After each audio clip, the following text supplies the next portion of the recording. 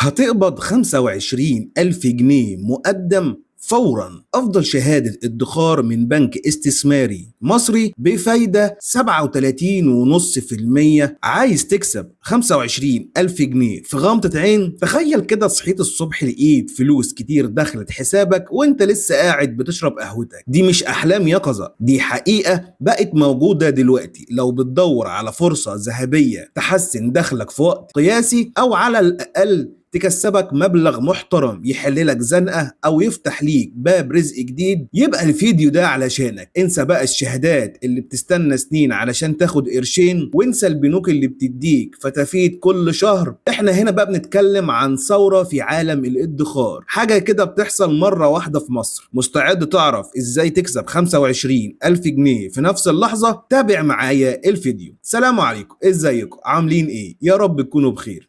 النهاردة هنتكلم عن أقوى شهادة ادخار حاليا موجودة في السوق المصرفي. يا ترى إيه هي الشهادة دي؟ ومين البنك اللي بيقدم الشهادة دي؟ مش بس كده، كمان هنعرف مع بعض في الفيديو ايه هي تفاصيل الشهادة دي، وايه كمان اجراءات الشراء بتاعتها، يعني ازاي تشتريها، وهل الشهادة دي هي الاعلى في السوق المصري حاليا ولا لا، ورأي الشارع المصرفي في الشهادة دي. اسئلة مهمة جدا، تعالوا مع بعض بقى نجاوب على الاسئلة دي. مش هفكرك لو اول مرة بتشوفنا ما تنساش انك تدعمنا باللايك وسبسكرايب وشير للفيديو علشان يوصلك كل جديد من فيديوهات. بص يا سيدي، العائد في الشهادة دي هو العائد بتاعها سنويا، يعني حضرتك هتحصل على 37.5، وده بتاخده مقدم، يعني من أول يوم عمل بعد ما تشتري الشهادة. لو حسبتها على مدة ال3 سنين، يعني إجمالي العائد اللي هتاخده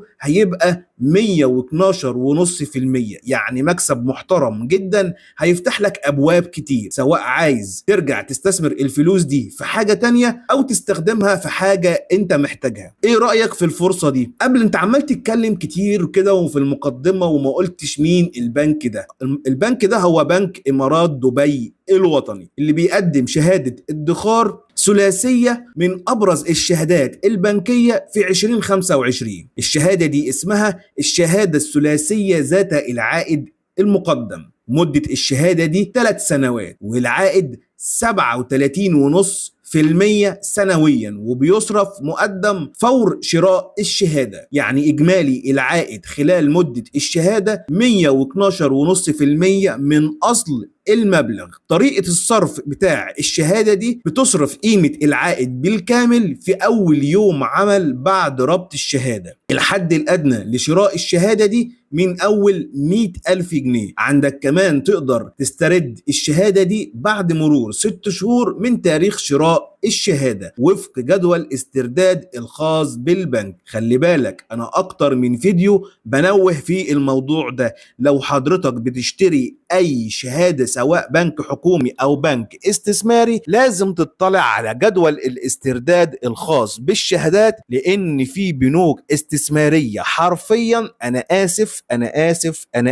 بتفشخ العميل، حرفيا بتفشخ العميل. والبنك ده لو انت تعرفه اكتبه لي في اسفل وصف الفيديو، انا بس مش عايز اقول اسامي علشان ما يبقاش بشهر بالبنوك والكلام ده كله. فانت خلي بالك، والبنك ده معروف جدا، وهو البنك الاستثماري الابرز على اليوتيوب، اللي كتير من منشئين المحتوى بتعمل عنه فيديوهات. بص بقى يا سيدي، اجراءات شراء الشهادة. البنك سهل اجراءات الشراء لجميع الفئات، سواء مصريين او اجانب مقيمين على الاراضي المصريه. الفئه الاولى معانا وهي الموظفين. لازم تكون معاك بطاقه رقم قومي تكون ساريه وما يكونش فيها خدوش او كسور، او حتى ما يكونش فاضل فيها مده قليله على سريان البطاقه. هتجيب معاك فاتوره مرافق، ايه هي؟ كهرباء او غاز او ميه او تليفون، بس تكون حديثه. والمطلوب من حضرتك هتجيب خطاب من جهة العمل او حتى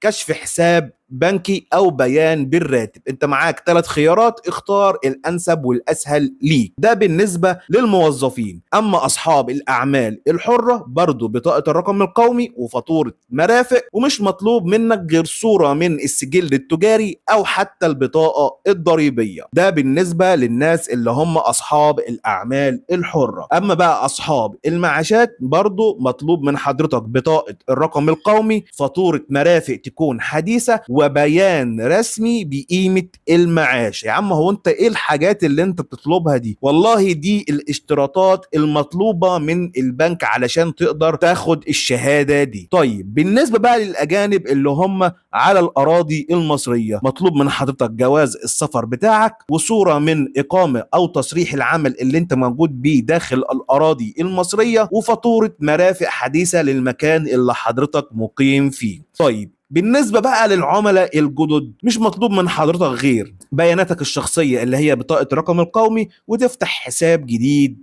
في البنك. طيب هل هذه بقى الشهادة هي الأعلى في السوق المصري حاليا؟ ده سؤال مهم ولازم نجيب عليه. بص، نعم تعتبر شهادة بنك إمارات دبي الوطني حاليا هي أعلى عائد مقدم من أي بنك في مصر، بعد خفض البنك المركزي المصري أسعار الفايدة في آخر اجتماع للجنة السياسات النقدية بمقدار 100 نقطة أساس، اللي هي 24% للإيداع و25% للإقراض و24.5% للعملية الرئيسية. في ظل التراجع ده أصبح من الصعب على الشهادات التقليدية المنافسة، وهو ما يجعل شهادة ادخار بعائد 37.5% هو أفضل خيار ومغري لكل من يبحث عن استثمار آمن في البنوك وبدون مخاطرة. يعني الشهادة دي هي أفضل شهادة موجود في السوق المصرفي المصري في البنوك الحكومية والاستثمارية. طيب رأي الشارع المصرفي ايه في الموضوع ده؟ رأي الشارع المصرفي في الموضوع ده، لو حضرتك بتمتلك 200 ألف جنيه في شهادة بنك إمارات دبي الوطني، تقدر تحصل على 25 ألف جنيه فورا من أول يوم عمل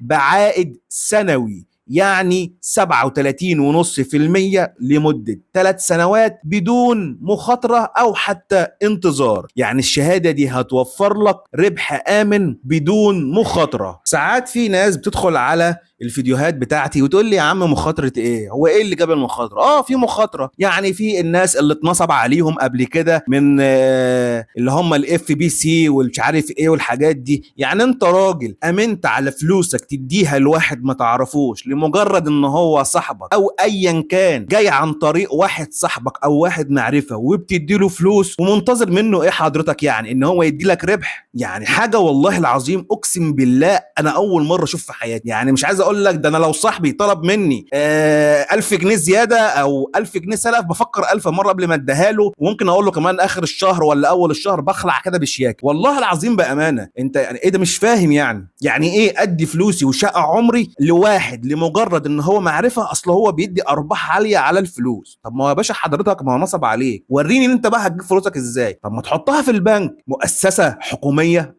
او مؤسسه استثماريه واخده ترخيص من البنك المركزي المصري، وفي نفس الوقت حتى شوف انا بقول لك ايه، اصعب واصعب الظروف لو البنك ده افلس يا عم، البنك المركزي ملزوم يجيب لك فلوس. انت عايز اكتر من كده ايه؟ علشان كده انا بقول لك ده استثمار امن جدا جدا جدا على فلوسك. وبس كده. ولو عجبك الفيديو ما تنساش بقى انك تدعمنا باللايك وسبسكرايب وشير للفيديو، لان طبعا ده بيدعمنا كتير جدا ان احنا نكمل في محتوى اقوى وحصري. دمتم في امان الله، والسلام عليكم ورحمة الله وبركاته.